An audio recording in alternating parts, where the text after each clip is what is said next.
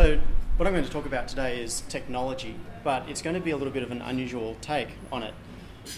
When most of us think of technology, we think of something like this. We think of a very polished product, something that is sold to consumers in the mass market. It's been designed by a whole group of engineers, halfway around the world, made in factories somewhere in large numbers, and then sold over the counter. So what I'm going to talk about today is something that's totally different to that. It's about a world where there is much more participation. It's much more about using your own creativity and creating things for yourself rather than simply consuming. It's a revolution that's going on at the moment, and it's one where pretty much anybody with some imagination and access to a computer can build things that previously could only be built by large factories or by professional manufacturers. One of the foundations for all of this is a thing called hackerspaces. This is a photo that was taken in the Melbourne hackerspace a little while ago. And a hackerspace is basically a shared workshop. It's a place where a bunch of people come together to talk about ideas and help each other with projects, share tools, and collaborate to build things that they couldn't necessarily build on their own. And there are a whole lot of different projects that come out of it. This one is just over in Camberwell. It's called Connected Community Hackerspace. For example, one of the projects that we worked on a little while ago is a rocket avionic system. This is a little homemade circuit board. It's got an onboard computer with GPS module, accelerometer, a barometric pressure sensor to measure altitude. It's got a radio transmitter on it, some memory to record data. And that all goes into a rocket, which we launched. So this is my son, Thomas. You can just see his red hair there, pressing the launch button on the rocket. This photo was taken at Eastfield Park, just down at the trotting track. And so we launched the rocket a couple of times. It transmitted a bunch of data back to the laptop. We recorded all the telemetry data, like the G-forces acting on it as it launched, and all of that sort of thing. So there are all sorts of crazy little projects that are undertaken as part of this sort of hackerspace. One of the projects that was done fairly recently was building a home automation controller. And a couple of people in the hackerspace were interested in modifying stuff around their houses. So they got together, came up with a plan for how to build a home automation controller. So what they did was took an off-the-shelf wireless router. So this is the sort of thing that you can go down to Harvey Norman and Dick Smith or wherever and buy for $50 off the shelf. You plug it into your network and it gives you wireless connectivity. What they did instead is open it up and added some extra parts inside it. You can see there's an extra blue circuit board up on the top left there that's been attached. The green one in the bottom left is the back of a display that we'll see in just a second. The big green board on the right is the original circuit board. So they've taken something off the shelf and modified it and bent it to their own needs as a one-off. And the end result is a little device like this. There is a touch interface on the top right-hand side. There's the LCD so you can get some status information. It connects to your computer network, talks to your home automation network. So for a couple of $100 and some time, they've built something that suits just them. You can't go into a shop and buy one of these devices. It's been modified to suit themselves. Now, there are a couple of heroes to this story. One of them is this board here. In that photo we saw a moment ago with the blue board that had been inserted, it was one of these. This is a little microcontroller board. To give you a sense of scale, that's one of them there. They're quite small. You can buy these for around $30 to $40, so they're not particularly expensive. And essentially it's a tiny little computer, but missing a lot of the things you would normally associate with a computer. It doesn't have a screen or a keyboard or a mouse or anything like that.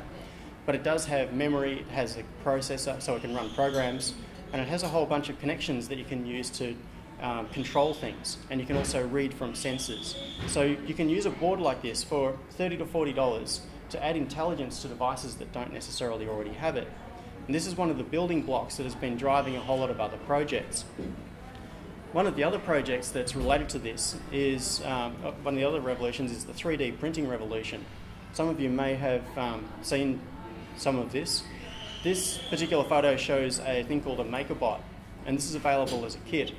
And I've got one, in fact the one in the photo is just down there on the floor so you can have a look at it later. This is available, this particular device is actually driven once again by one of those little Arduino boards. It's one of those building blocks that finds itself into lots of these projects. 3D printing is a way to take a design that's on your computer and physically embody it simply by printing it from your computer, much as you'd print onto paper.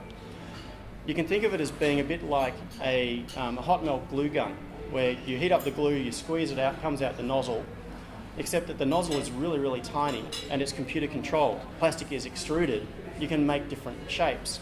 So you can start off with a design on your computer, print it, and have an actual physical object come out at the end of it. So what typically happens is that you would start doing a design in a program like Google SketchUp, which is a 3D design program. So in SketchUp, you design the object that you want, what shape you want it to be, dimensions, and you then send those design files to the printer, same as you would print like a word processing document or something. And the end result is you get physical parts coming out of the machine. So this is quite a major leap if you think about it. We've gone from a situation where you can recreate information, two-dimensional information, so we can now recreate three-dimensional objects from a design that someone might have done around the world and have it appear physically in your house without actually being shipped from one place to another.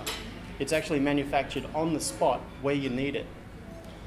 Lots of people are sharing designs. Obviously, it's a lot of work to do a 3D design. There's a bit of skill involved. And so there are places like Thingiverse that is a website for sharing designs. You can see they've got 2,977 designs listed at the moment. This is growing really rapidly. As people are designing new objects, they are putting the designs up on Thingiverse. You can then go along to it, click on an object, and then print it if you have a 3D printer at home. And you have the physical object then in your possession. Once again, no shipping, no distribution. This is really new at the domestic level. It's been around in manufacturing for prototyping for quite some time. 3D printers are available professionally, but they're very expensive. We're talking tens of thousands of dollars region. A device like this can be built at home for a couple of $100s, and then you can print objects yourself. And they are rapidly getting better and cheaper. There are all sorts of things there. You'll notice down in the bottom left corner there are some Lego bricks. So if you start thinking through the ramifications of this sort of technology, no longer having to have a supply chain, no longer having to have warehousing for a lot of the simpler objects that you have around the house. Imagine, for example, that you wanted some Lego to play with.